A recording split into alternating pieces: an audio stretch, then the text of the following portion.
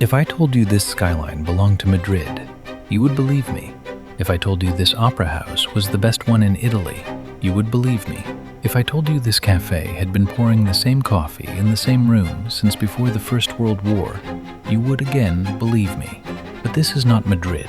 This is not Rome. This is Buenos Aires, the only city in South America where the colonial layer was deliberately erased and replaced with a European one. And the reason that happened, the reason it stopped, and the reason a city of 16 million people still feels frozen in 1910 is one of the most overlooked economic stories on the planet. Here's exactly why. Buenos Aires doesn't look like its neighbors because, statistically, its inhabitants are not its neighbors. In 1869, Buenos Aires was a port town of 187,000 people. By 1914, just 45 years later, it had 1.58 million.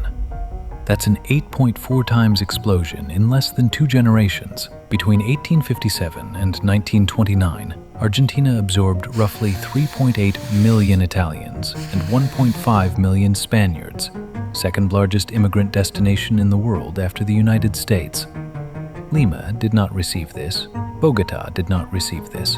Santiago, Quito, Caracas, none of them received this. Buenos Aires built a brand new European city on top of its old one. The city wasn't influenced by Europe. It was populated by Europe. And the answer starts with cows. Beautiful cities are built by ugly economics. And in Argentina, the ugly economics had 4 legs. The Pampas were turned into the largest cattle and wheat operation in the southern hemisphere. In 1876, the first ship carrying frozen Argentine beef arrived in Europe. Britain signed an effective long-term contract. Argentine beef fed the British Empire for the next 40 years. The numbers compounded. Argentina built the densest railway network in Latin America. Exports tripled between 1880 and 1910. The city you walk through today, Beaux-Arts mansions, Belle Epoque Opera House, Haussmann Boulevards, was paid for by a flat plain, a herd of cows, and a refrigerated ship. But before any of that could happen, the plain had to be cleared. Here is the number that should have made Argentina the next United States. According to the Madison Project, Argentina's GDP per capita in 1913 was $6,052, in 2011 international dollars.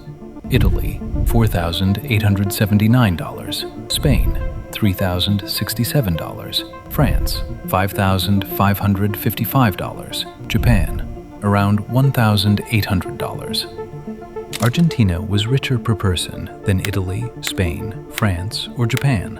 Among the world's 10 wealthiest countries, the Belle Epoque mansions of Recoleta were not aspirational. They were the receipt of a real economic peak. Argentina was wealthier than Italy and Spain continuously until 1962. There were waiters in Buenos Aires sending money back to relatives in Naples. The first wave of Italian and Spanish immigration was not adventurous, it was economic. The Argentine Pampas were not empty, they were emptied. In 1878, under Minister of War Julio Argentino Roca, Argentina launched La Conquista del Desierto, the conquest of the desert. Roca later put it in writing. The Pampas had to be made available for European settlement. The campaign ran from 1878 to 1884. Wikipedia's conservative academic baseline puts the figures at over 1,000 indigenous people killed and over 15,000 displaced. Other historians place the numbers significantly higher and use the word genocide.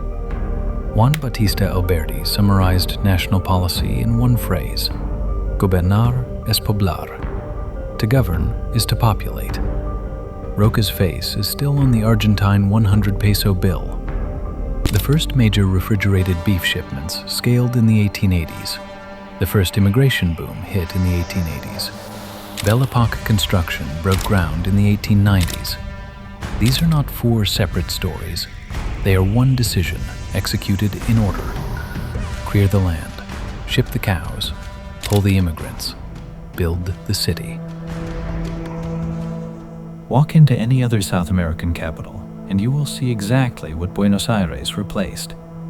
In colonial Buenos Aires, up to 1/3 of the city's population was African or Afro-Argentine. By the early 1900s, through the Paraguayan War, the 1871 yellow fever epidemic, intermarriage, and dilution by millions of European arrivals, that share had collapsed below 0.5%. The Afro-Argentine population was not killed off exactly. It was statistically absorbed. But the music remained. Tango, born in the 1880s along the Rio de la Plata, is a hybrid of three things: the milonga, gaucho, the habanera, Spanish-Cuban, the candombe, Afro-Uruguayan and Afro-Argentine. Tango is the surviving DNA evidence of a population the city kept on the books just long enough to invent the music, and then quietly stopped counting. Madrid kept building. Paris kept building. Buenos Aires kept its 1910 skyline because it could no longer afford a 1961. The 1929 Great Depression cracked the export model. In 1930, the Argentine military overthrew the elected civilian government, ending 70 years of unbroken constitutional rule. Civilian government would not be stable in Argentina again for the rest of the 20th century. Juan Perón, 1946 to 1955, import substitution, foreign exchange controls, capital flight that would not stop for 70 years.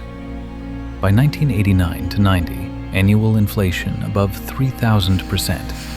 In 2001, default on $93 billion of debt, the largest sovereign default in history. GDP shrank by 20%, unemployment hit 25%.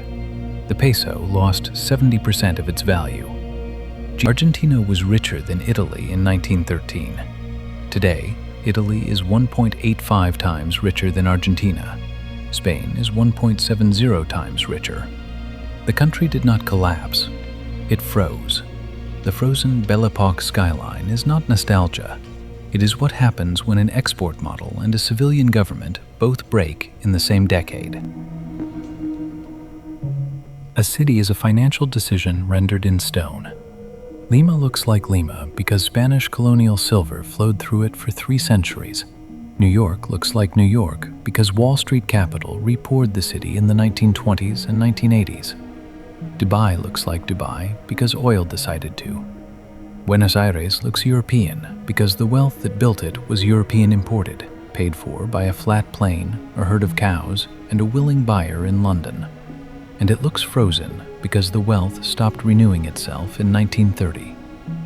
16 million people still live in the Buenos Aires metro area. Teatro Colón still ranks first in the world for opera acoustics. Avenida Corrientes still has more active theaters per capita than Broadway. Borges and Cortázar were porteños. What it cannot do is renovate itself.